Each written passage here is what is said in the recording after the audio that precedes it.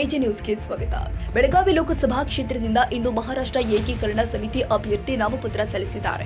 ಇದಕ್ಕೂ ಮುನ್ನ ನಡೆದ ರ್ಯಾಲಿಯಲ್ಲಿ ಎಂಇಎಸ್ ಕಾರ್ಯಕರ್ತರು ಆಕ್ಷೇಪಾರ್ಹ ಘೋಷಣೆ ಕೂಗಿದ್ದು ಮತ್ತೆ ಕನ್ನಡಿಗರನ್ನ ಕೆರಳಿಸಿದ್ದಾರೆ. ಎಂಇಎಸ್ ಅಭ್ಯರ್ಥಿ ಮಹಾದೇವ್ ಪಾಟೀಲ್ ನಾಮಪತ್ರ ಸಲ್ಲಿಕೆಯ ಮೆರವಣಿಗೆಯಲ್ಲಿ ಬೆಳಗಾವಿ, ಕಾರವಾರ, ನಿಪ್ಪಾಣಿ, ಬೀದರ್, ಬಾಲ್ಕಿ, ಸಂಯುಕ್ತ ಮಹಾರಾಷ್ಟ್ರ ಅಂತ ಘೋಷಣೆ ಕೂಗಿದ್ದಾರೆ.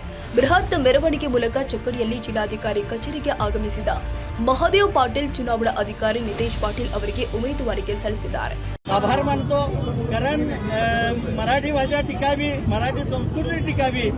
आज एका बाजूला राष्ट्रीय पक्षाला उमेदवार मिळत नाहीये. जो उपरा उमेदवार आयात केलेला उमेदवार या ठिकाणी एवढ्या मोठ्या पक्षाला एवढ्या जिल्ह्यामध्ये उमेदवार सापडू नये याच्या एवढी लाजीरवाणी गोष्ट कुठलीही नाही. आणि दुसऱ्या बाजूला घराणेशाही चालू आहे. उमेदवाराची ना अनुभव ना येत घराणेशाहीच्या माध्यमातून एका राष्ट्रीय पक्षाला उमेदवारी मिळाली. त्यामुळे महाराष्ट्र एकीकरण समितीला जी उमेदवारी ज्या कार्यकर्त्याला मिळाली त्याला 51 वर्ष संघर्ष करावा लागला. अशा एका कार्यकर्त्याला म्हणजे महादेव पाटील यांना उमेदवारी मिळाली. याच्यातच आम्ही मराठीभाषिक समाधानी आहे आणि जिद्दीनं येत्या 7 तारखेला 7 मेला जिद्दीनं मतदान करून महाराष्ट्र एकीकरण समितीला निश्चित विजयी करणार आहेत. मराठी भाषिक जनता जवळजवळ 4.5 ते 5 लाख मराठी भाषिक जनता या जिल्ह्यामध्ये आहे आणि एक गट्टा मतं जर ती महाराष्ट्र एकीकरण समितीला मिळाली तर या दोघांच्या भांडणात महाराष्ट्र एकीकरण समितीचा लाभ होण्याची चिन्ह आहेत.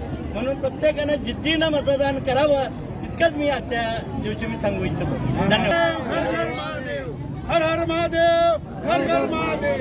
धन्यवाद. महाराष्ट्र एकीकरण समितीचे उमेदवार महादेव पाटील साहेबांचा छत्रपती शिवाजी महाराज की, धर्मवीर संभाजी महाराज की. ಮೆರವಣಿಗೆಯಲ್ಲಿ ಎಂಇಎಸ್ ಕಾರ್ಯಕರ್ತರು ಕೇಸರಿ ಪೇಟ ತೊಟ್ಟು ಪಾಲ್ಗೊಂಡಿದ್ರು. ಎಲ್ಲೆಡೆ ಭಗವಾ ಧ್ವಜಗಳು ಕಂಡು ಬಂದಿದ್ದಾವೆ. ಮಹಿಳೆಯರು ಕೂಡ ಅಧಿಕ ಸಂಖ್ಯೆಯಲ್ಲಿ ಆಗಮಿಸಿ ಎಂಇಎಸ್ ಅಭ್ಯರ್ಥಿಯನ್ನ ಬೆಂಬಲಿಸಿದ್ರು. 2021ರಲ್ಲಿ ನಡೆದ ಬೆಳಗಾವಿ ಲೋಕಸಭೆಗೆ ನಡೆದ ಉಪಚುನಾವಣೆಯಲ್ಲಿ ಎಂಇಎಸ್ ಅಭ್ಯರ್ಥಿ 1.20 ಲಕ್ಷಕ್ಕೂ ಅಧಿಕ ಮತವನ್ನ ಪಡೆಸಿದ್ರು. ಗೆಲುವಿನಲ್ಲಿ ಮರಾಠಿಗರ ಮತಗಳು ಪ್ರಮುಖ ಪಾತ್ರ ನಿರ್ವಹಿಸುವ ಹಿನ್ನೆಲೆ ಈಗ ಮತ್ತೆ ಎಂಇಎಸ್ ಒಗ್ಗಟ್ಟಾಗಿ ಚುನಾವಣಾ ಕಣಕ್ಕೆ ಧುಮುಕುತ್ತಿರುವುದು ಕಾಂಗ್ರೆಸ್ ಬಿಜೆಪಿ ಅಭ್ಯರ್ಥಿಗಳಿಗೆ ಸವಾಲಾಗಿದೆ. 2 ರಾಷ್ಟ್ರೀಯ ಪಕ್ಷಗಳಿಗೂ ಮತ ವಿಭಜನೆಯ ಭೀತಿ ಶುರುವಾಗಿದೆ. ತಾಜಾ ಸುದ್ದಿಗಾಗಿ ಎಜೆ ನ್ಯೂಸ್ 24x7ಗೆ ಸಬ್ಸ್ಕ್ರೈಬ್ ಮಾಡಿ ಮತ್ತು ಬೆಲ್ ಐಕಾನ್ ಒತ್ತಿ ತಪ್ಪದೇ ಲಿಂಕ್ ಶೇರ್ ಮಾಡಿ.